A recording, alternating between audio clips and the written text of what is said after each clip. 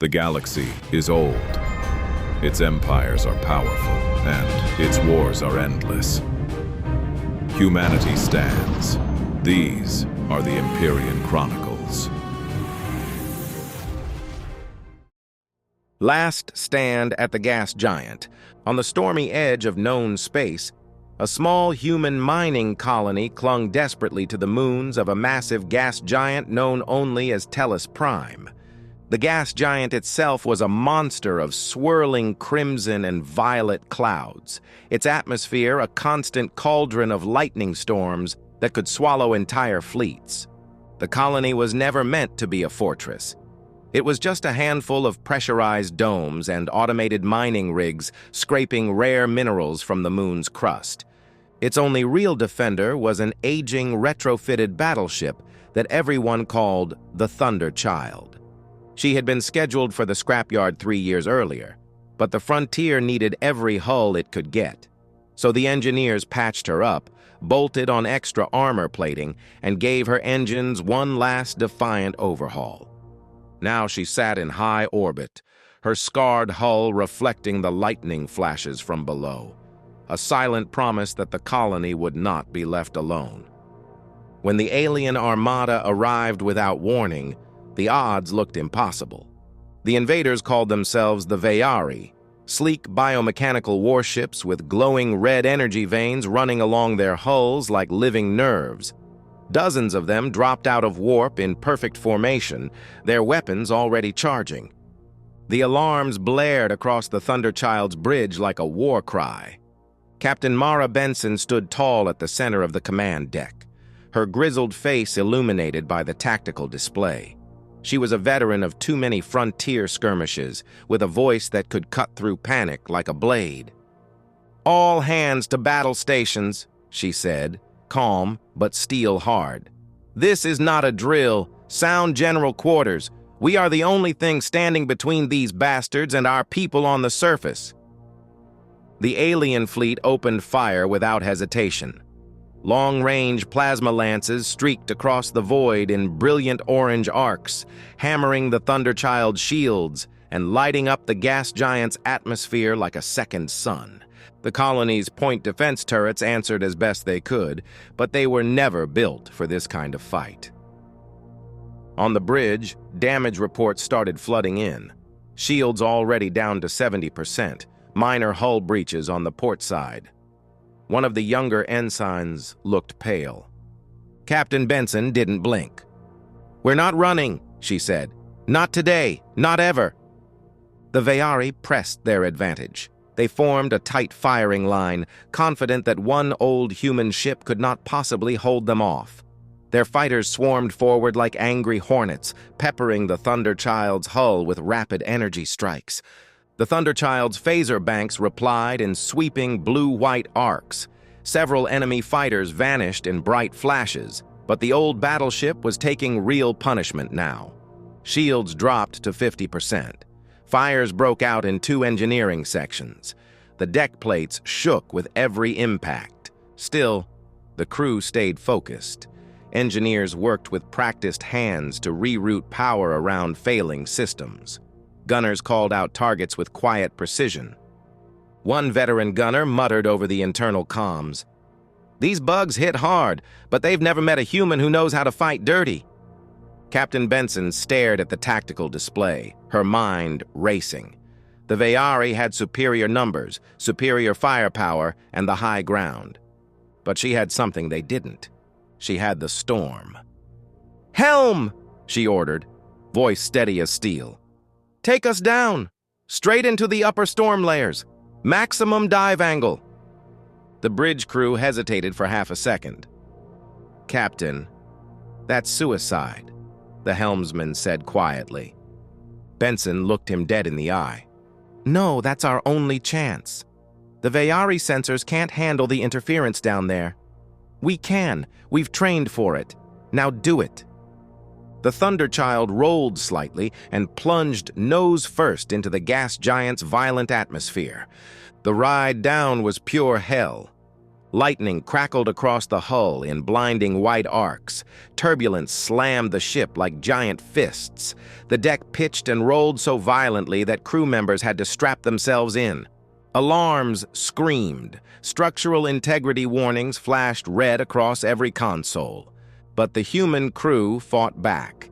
Engineers in zero-gravity suits crawled through shaking corridors to manually reinforce bulkheads. Power technicians rerouted every spare watt to the deflector grid, turning the ship's shields into a makeshift lightning rod.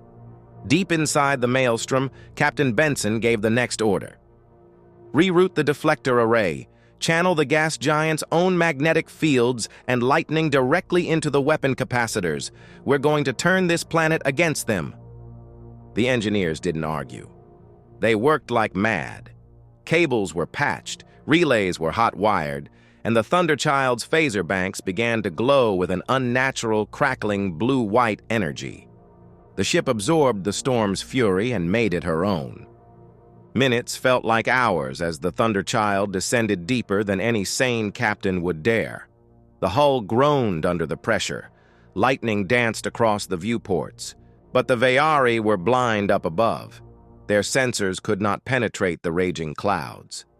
They circled warily, unsure where the human ship had gone. Then Benson smiled for the first time all day. "Full power to engines. Bring us back up. We're going through them like a thunderbolt from hell." The Thunderchild erupted from the gas giant's storm layers with impossible speed. She came out like a living weapon. Her weapons glowed with absorbed lightning. Her hull crackled with raw power. The Veyari fleet never saw it coming. Brilliant blue-white beams, now supercharged by the storm itself, tore through the enemy formation. One cruiser exploded instantly in a fireball that lit up the entire sky. Another lost both engine pods and tumbled helplessly into the clouds below. Alien fighters swarmed in panic, but the Thunderchild's point defenses, running on storm-charged capacitors, shredded them before they could close the distance. The Veyari tried to regroup. They brought their heaviest ships forward, pouring everything they had into the lone human battleship. But the Thunderchild was everywhere at once. She used the gas giant's gravity to slingshot herself through their lines at impossible angles. Torpedoes flew in tight, precise spreads. Every shot carried the fury of the storm behind it. On the bridge, Captain Benson gripped the railing, her voice ringing out over the chaos. "They thought they could bully a mining colony because we only had one old ship. They forgot what humans do when you back us into a corner." The battle turned into a brutal knife fight. The Thunderchild traded blows at point-blank range with the Veyari flagship. Hull plating peeled away in showers of sparks and flame.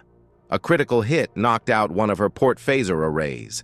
Engineers in zero-gravity suits suited up again and crawled along the outer hull under continuous fire, manually bypassing the damage so the weapons could keep firing. The colony below watched in awe as their lone defender fought like a demon possessed. One young fighter pilot, flying escort from the colony's tiny hangar, radioed in, voice shaking with adrenaline. "Thunderchild, we're with you! All 6 of us! Just say the word!" Benson didn't hesitate. "Stay on our flanks. Draw their fire. We're going for the flagship." The small human fighters darted through the chaos like angry hornets, scoring hits on exposed weapon ports and buying the Thunderchild precious seconds. The Veyari admiral's cold, clicking voice suddenly broadcast across open channels. "Primitive mammals, your defiance ends here. Surrender or be erased." Captain Benson's reply was calm, almost amused. "We've heard that before. Spoiler alert. It never ends well for the ones who say it." The final blow came when the Thunderchild lined up perfectly on the Veyari flagship. Every weapon fired at once. A single blinding lance of storm-charged energy straight into the enemy's core. The explosion was apocalyptic. A blinding white-orange flash that lit up the entire gas giant's atmosphere. Huge chunks of debris rained down like burning meteors. Leaderless and shattered, The surviving Veyari ships broke formation and fled into warp, disappearing one by one into the darkness. In the sudden ringing quiet that followed, the Thunderchild limped back into high orbit. She trailed faint plasma from multiple breaches. Her hull was scarred in a dozen places. Systems flickered from overload. But she was unbroken. The mining colony below sent up a cheer that echoed across every comm channel.